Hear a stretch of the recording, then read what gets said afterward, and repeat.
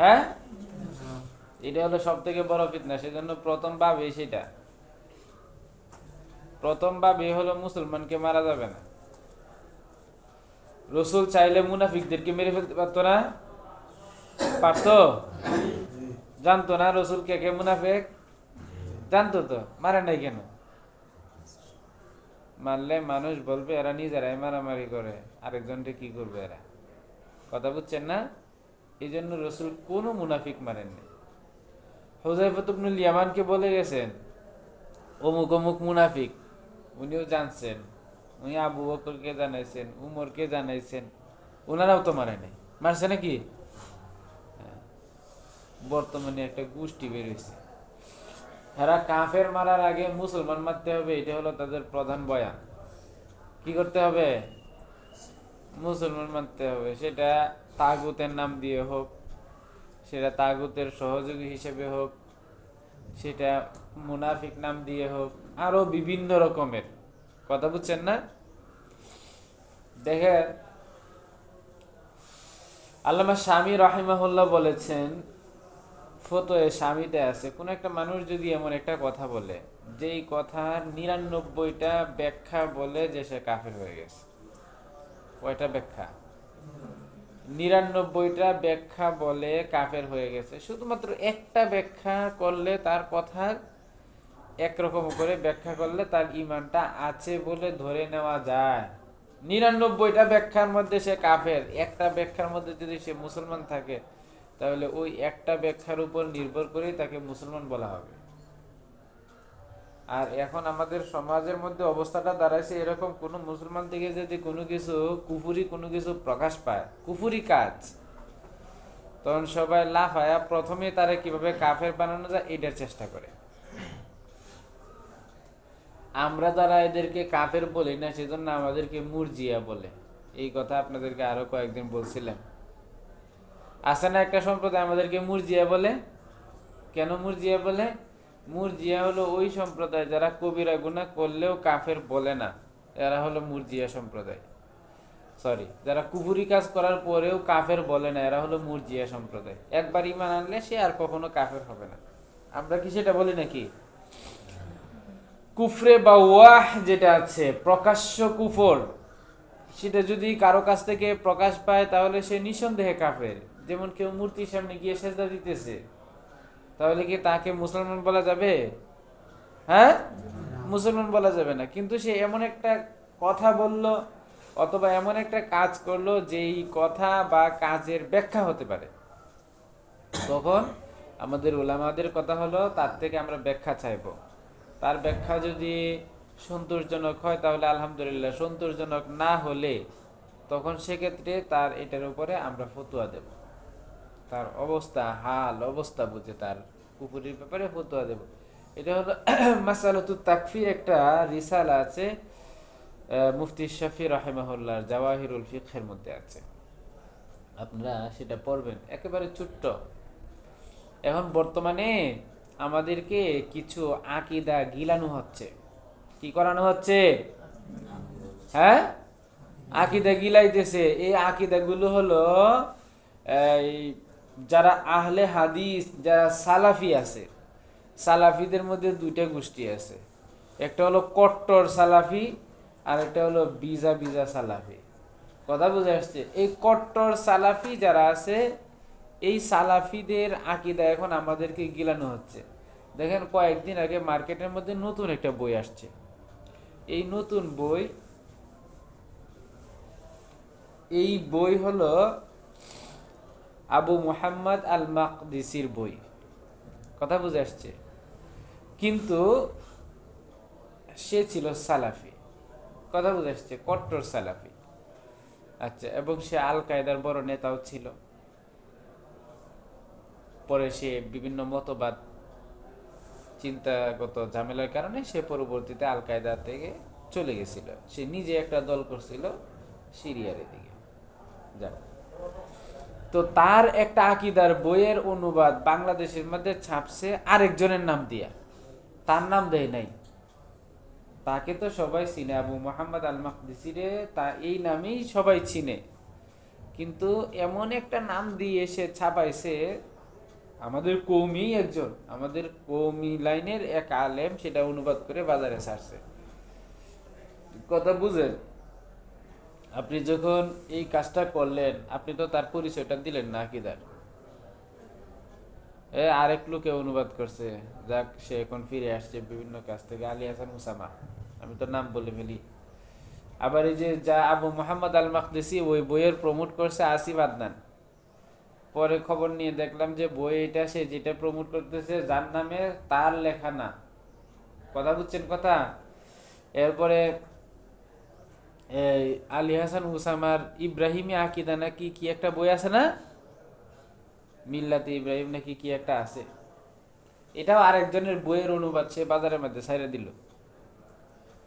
কথা বুঝে আসছে? তার কয়েকটা বইয়েরই অনুবাদ হইল আইমান আল জাওয়াহিরির বইয়ের, সে অনুবাদ করে বাজারের মধ্যে ছাড়ছে নিজের নাম দিয়ে। যাক, তো বিষয় যেটা বলতেছি সেটা হলো আইমান আল জাওয়াহিরি কিন্তু আকিদাতান মাতুরিদি না। আমার কথা বুঝেন? আমরা আকিদার দিক দিয়ে কি মাতুরিদি না? জানেন না কি সেগুলো? জানেন? আচ্ছা, মাশাআল্লাহ।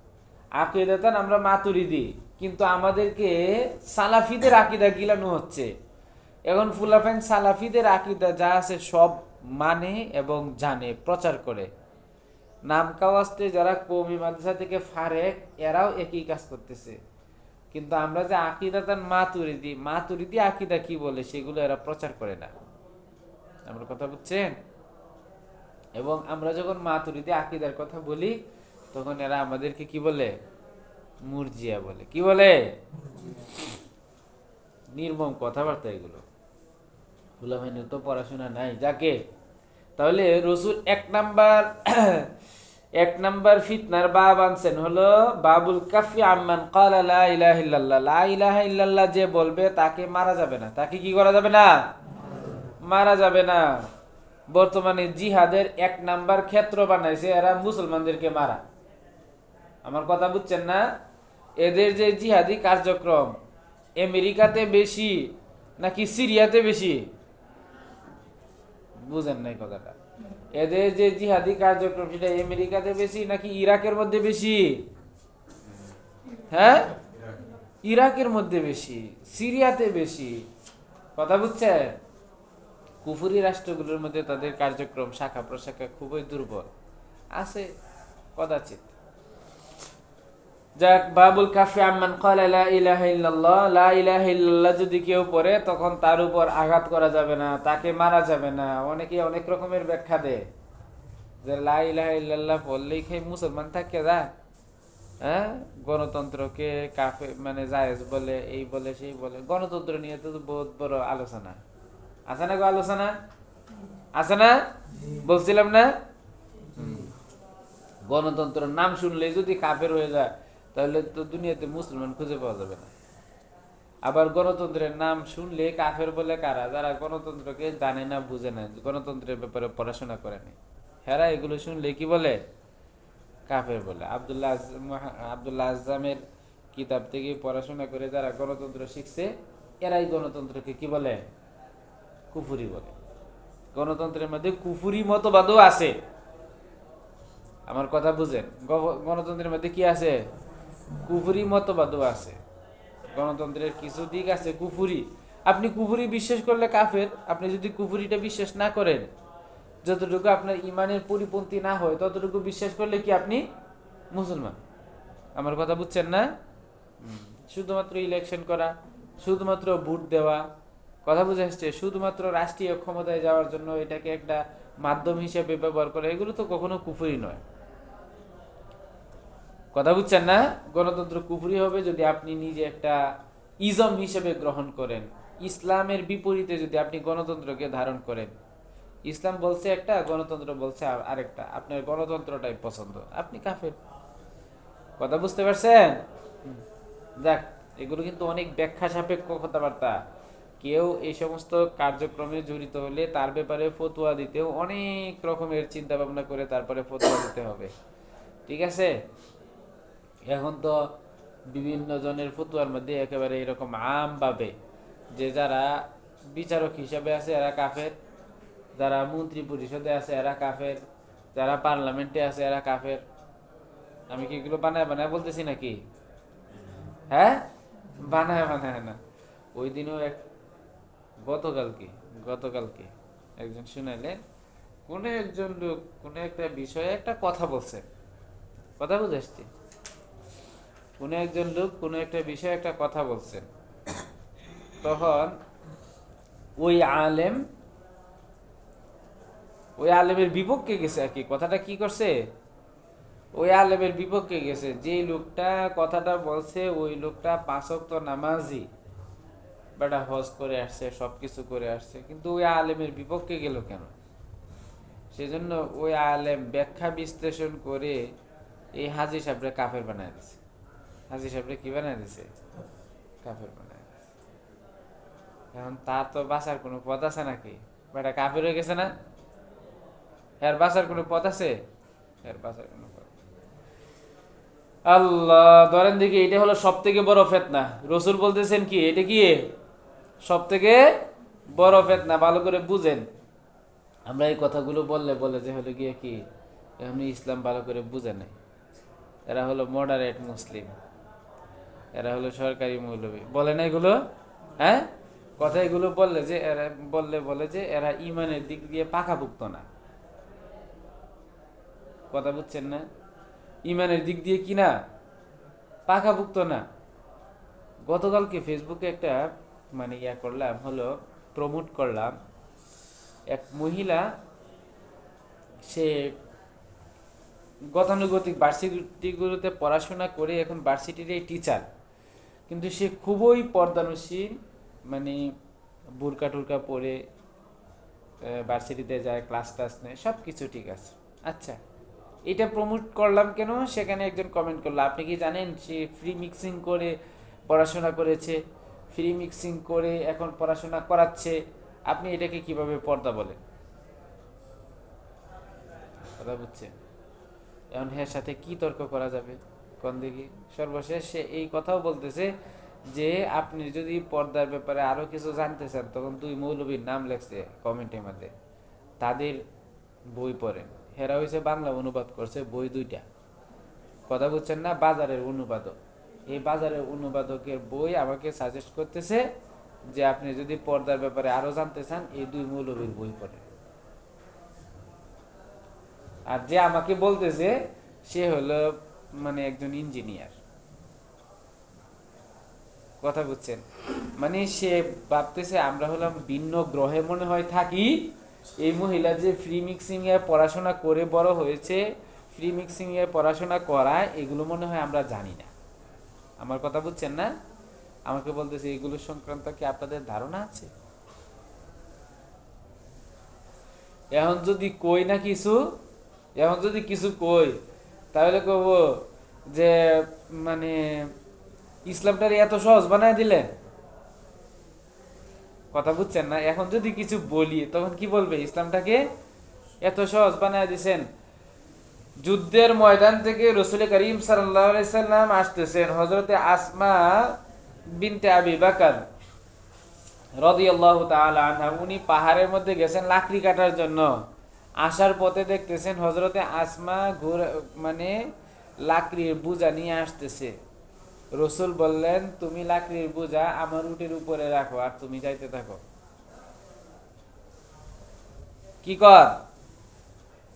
এখন আমাদের মহিলাদেরকে যদি আমরা পাঠাই জঙ্গলের মধ্যে লাকড়ি কাটার জন্য, বাই চান্স, কথা বুঝছেন না? যদি পাঠাই তাহলে কি করবো এরা? আমাদেরকে রাখবো? যে এই হুজুরের পিছনে নামাজ চলতো না, এই হুজুর হুজুর না, এই হুজুরের পড়াশোনা করে কিচ্ছু হয় না, বলবো না? হ্যাঁ, জঙ্গে জামাল নাম শুনছেন তো? হ্যাঁ, জঙ্গে জামালের মধ্যে হযরতে আয়েশা সিদ্দিকা রাদিয়াল্লাহু তাআলা আনহা ঘোড়ার উপর সওয়ার হয়ে যুদ্ধ পরিচালনা করতেছিলেন। আমাদের যুদ্ধক্ষেত্র লাগবে না, আগের জামানার ঘোড়া, বর্তমানে মনে করেন মোটর সাইকেল। আমাদের মেয়েদেরকে যদি আমরা বলি যে মোটর সাইকেলে এই যে বাপের বাড়িতে গিয়ে ঘুরে চলে আসো, মনে করেন 1-2 গ্রাম পরে বাপের বাড়ি, আমাদের বউ অথবা আমাদের মেয়েরা যদি মোটর সাইকেলে উঠে, এই বর্তমান যারা মুসলিম, কথা বুঝছেন না, জ্ঞানের স্বল্পতা আছে, এরা যদি এই বিষয়গুলো দেখে কি কোন মাইন্ডে নিবে এরা বলবে যে ধ্বংস হয়ে গেছে, এটা কি কর, হুজুর হইয়াও এই কাজ শুরু করে দিছে।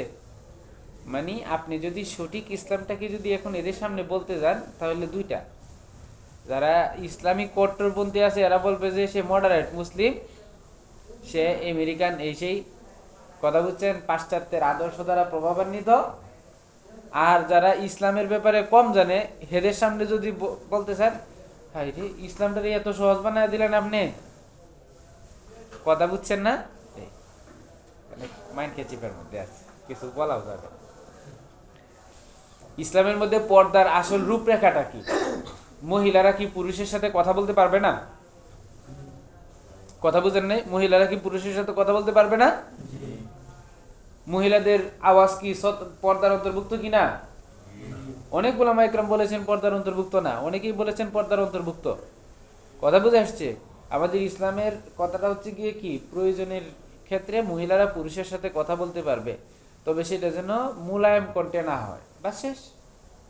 এতটুকুই তো পর্দার, এতটুকুই তো আওয়াজের পর্দাটা, তো এতটুকুই নাকি?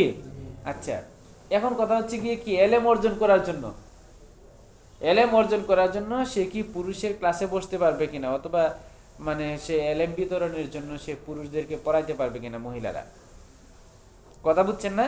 এখন আমরা এলেমটারে দুইটা ভাগ করছি, একটা হলো দুনিয়াবি এলেম, আর একটা কিসের এলেম? হ্যাঁ, আখেরাতের এলেম। এরকম এলেমের মধ্যে বিভাজন আছে? আমি না আরেকদিন ক্লাসের মধ্যে বলছিলাম, এলেমের মধ্যে এরকম বিভাজন আছে নাকি?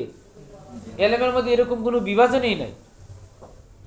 এখন আপনি গিয়ে ফতোয়া খুঁজে বের করেন, মহিলা এটা ফ্রি মিক্সিং, এগুলো কি হচ্ছে না হচ্ছে, কথা বুঝছেন না?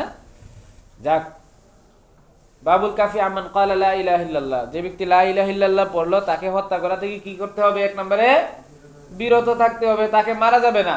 ওয়াবি ক্বালা হাদাথানা আবু বকর ওয়া আবি শাইবা হাদাথানা আবু মুআবিয়া ওয়া হাফস ইবনে গিয়াথ আন আল-আ'মাশ আন নবী সাল্লাল্লাহু আলাইহি ওয়া সাল্লাম নবী হুরায়রা রাদিয়াল্লাহু তাআলা ক্বালা ক্বালা রাসূলুল্লাহ সাল্লাল্লাহু আলাইহি ওয়াসাল্লাম উমিরতু আন উকাতিলান নাস হাত্তা ইয়াকুলু লা ইলাহা ইল্লাল্লাহ। রাসূল বলছেন, আমাকে নির্দেশ করা হয়েছে মানুষদের সাথে যুদ্ধ চালিয়ে যাওয়ার জন্য, যতক্ষণ না তারা লা ইলাহা ইল্লাল্লাহর ঘোষণা দেয়। ফাইদা ক্বালুহা, আর যখন তারা এই লা ইলাহা ইল্লাল্লাহর ঘোষণা দিবে, তারা যখন মুসলমান হয়ে যাবে, আসমু মিন্নি দিমাআহুম ওয়া আমওয়ালাহুম ইল্লা বিহাক্কিহা, তখন তাদের রক্ত, তাদের সম্পদ আমার থেকে নিরাপদ হয়ে যাবে।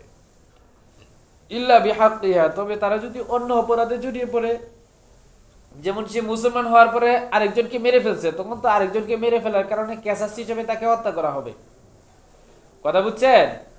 ওয়া হিসাবুহুম আলাল্লাহি আযজা ওয়া জাল, তবে মুসলমান হওয়ার পরেও যদি ভিতরে ভিতরে কিছু থাকে, তাহলে ওইটার হিসাব নিকাশ কে করবে? আল্লাহ তাআলা করবে, কথা বুঝছেন না? মুসলমান হয়েছে, এখন অনেকেই তো এরকম, কিছুদিন পূর্বে কয়েক বছর আগে হাটহাজারী মাদ্রাসায় পাওয়া গেছে এক ছাত্র, সে হিন্দু রয়ের এজেন্ট, হাটহাজারী মাদ্রাসায় ভর্তি হয়েছে, ফুলাফাইন মারধর করছে, এই ছাত্র এটাকে বহিষ্কার করছে, আল্লাহ জানে বাকিটা কি অবস্থা। একেবারে সুস্পষ্ট প্রমাণ ছাড়া সন্দেহের ভিত্তিতে এই কাজগুলো করা যাবে? আবার কথা বুঝেন নাই? সুস্পষ্ট প্রমাণ ছাড়া সন্দেহের ভিত্তিতে এই কাজগুলো করা যাবে? হ্যাঁ, ওয়া হিসাবুহুম আলাল্লাহি আযজা ওয়া জাল।